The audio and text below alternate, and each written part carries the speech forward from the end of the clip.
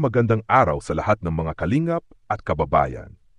Sa panibagong araw ng pagtulong, muling ipinamalas ni Kuya Andy Kayakap Vlogs ang kanyang walang sawang dedikasyon sa serbisyo at kabutihan.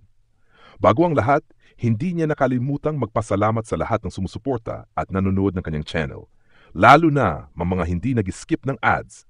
Isang simpleng paraan ng patuloy na pagtulong sa mga proyekto ng Kalingap Community. Pagbisita kay Nanay Imelda at Bunso Isel. Sa unang bahagi ng vlog, ipinakita ni Kuya Andy ang kanyang pagbisita kay Nanay Imelda at kay Bunso Isel. Sa gitna ng masayang kwentuhan, ipinabot niya ang biyayang ipinadala ni Ninang Marie, tig 3 sand para kina Nanay at Bunso.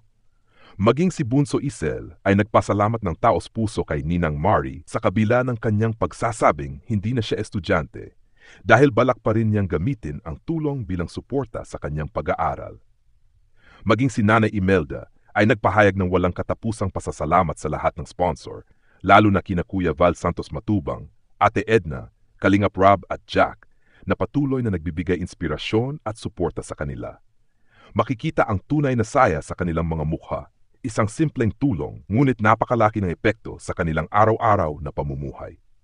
Pagpapatayo ng puso sa Luti, bahay ni Joy Diwata.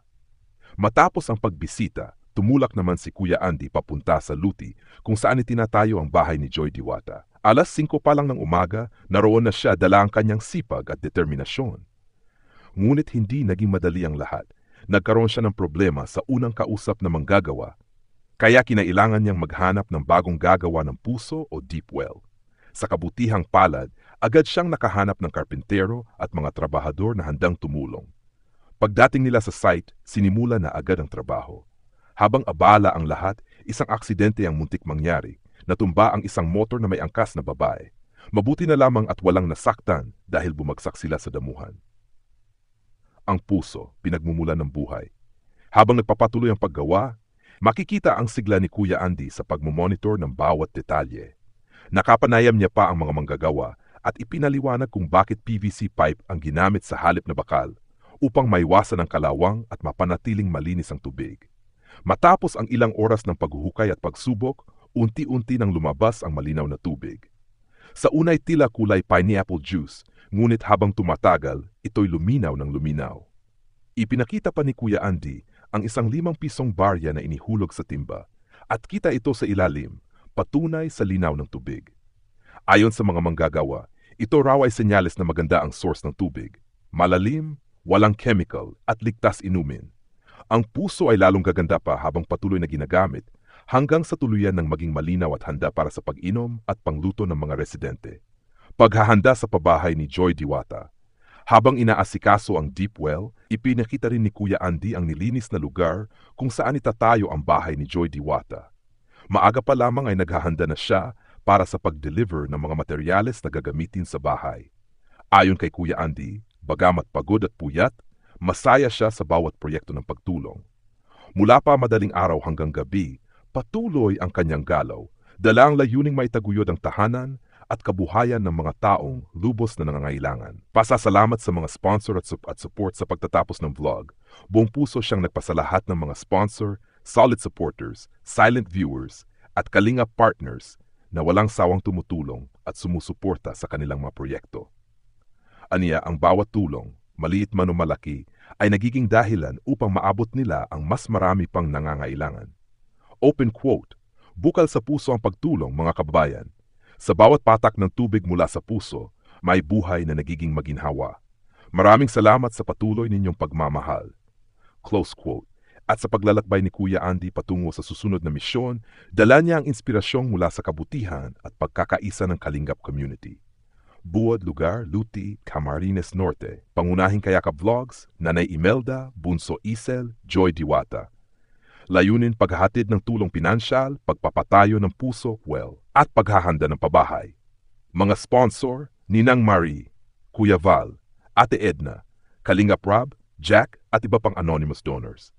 Temang pangkalahatan, kabutihan, pagkakaisa, pagsisikap, at pananampalataya sa gitna ng hamon ng buhay. Magandang araw sa lahat ng mga kalingap at kababayan.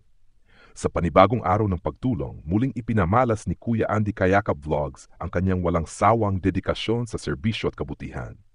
Bago ang lahat, Hindi niya nakalimutang magpasalamat sa lahat ng sumusuporta at nanonood ng kanyang channel, lalo na mga hindi nag-skip ng ads. Isang simpleng paraan ng patuloy na pagtulong sa mga proyekto ng Kalingap community. Pagbisita kay Nanay Imelda at Bunso Isel. Sa unang bahagi ng vlog, ipinakita ni Kuya Andy ang kanyang pagbisita kay Nanay Imelda at kay Bunso Isel. Sa gitna ng masayang kwentuhan, ipinabot niya ang biyayang ipinadala ni Ninang Marie, tig 3 sand para kina Nanay at Bunso. Maging si Bunso Isel ay nagpasalamat ng taos puso kay Ninang Marie sa kabila ng kanyang pagsasabing hindi na siya estudyante dahil balak pa rin niyang gamitin ang tulong bilang suporta sa kanyang pag-aaral. Maging si Nanay Imelda ay nagpahayag ng walang katapusang pasasalamat sa lahat ng sponsor, lalo na kina Kuya Val Santos Matubang, Ate Edna, Kalingap Rob at Jack, na patuloy na nagbibigay inspirasyon at suporta sa kanila. Makikita ang tunay na saya sa kanilang mga mukha, isang simpleng tulong ngunit napakalaki ng epekto sa kanilang araw-araw na pamumuhay. Pagpapatayo ng puso sa Luti, bahay ni Joy Diwata. Matapos ang pagbisita, tumulak naman si Kuya Andy papunta sa Luti kung saan itinatayo ang bahay ni Joy Diwata. Alas 5 pa lang ng umaga, naroon na siya dala ang kanyang sipag at determinasyon. Ngunit hindi naging madali ang lahat. Nagkaroon siya ng problema sa unang kausap na manggagawa. Kaya kinailangan niyang maghanap ng bagong gagawa ng puso o deep well. Sa kabutihang palad, agad siyang nakahanap ng karpintero at mga trabahador na handang tumulong. Pagdating nila sa site, sinimula na agad ang trabaho. Habang abala ang lahat, isang aksidente ang muntik mangyari. Natumba ang isang motor na may angkas na babae. Mabuti na lamang at walang nasaktan dahil bumagsak sila sa damuhan. Ang puso, pinagmumulan ng buhay. Habang nagpapatuloy ang paggawa, makikita ang sigla ni Kuya Andy sa pagmomonitor ng bawat detalye. Nakapanayam niya pa ang mga manggagawa at ipinaliwanag kung bakit PVC pipe ang ginamit sa halip na bakal upang maiwasan ang kalawang at mapanatiling malinis ang tubig. Matapos ang ilang oras ng paghuhukay at pagsubok, unti-unti nang lumabas ang malinaw na tubig. Sa unay tila kulay pineapple juice, ngunit habang tumatagal, ito'y luminaw ng luminaw. Ipinakita pa ni Kuya Andy ang isang 5 pisong barya na inihulog sa timba at kita ito sa ilalim, patunay sa linaw ng tubig. Ayon sa mga manggagawa, ito raw ay senyales na maganda ang source ng tubig. Malalim, walang chemical at ligtas inumin. Ang puso ay lalong gaganda pa habang patuloy na ginagamit hanggang sa tuluyan ng maging malinaw at handa para sa pag-inom at pangluto ng mga residente. Paghahanda sa pabahay ni Joy Diwata.